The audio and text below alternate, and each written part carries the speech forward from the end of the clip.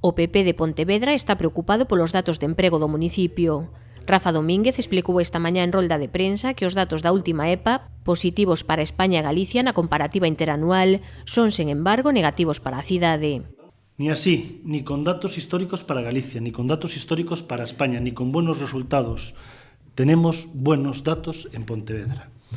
En Galicia, la tasa de paro está en el 12%, en España está en el 14,5%, y en Pontevedra está en el 16,4%. Por lo tanto, estamos peor que España y estamos peor, sobre todo, que Galicia.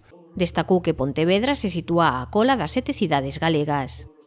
Pero siendo estos datos malos, a mí me preocupa más el que hacen en la comparativa con las 7 grandes ciudades gallegas. Y digo porque son en donde tenemos un mismo sistema autonómico y una misma legislación autonómica en materia de empleo.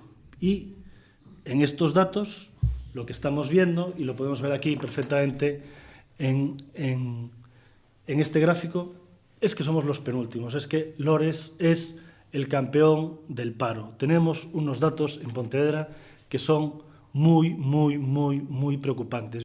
Domínguez acusou o goberno local de non tomar medidas con respecto ao emprego e lembrou as propostas do seu grupo político.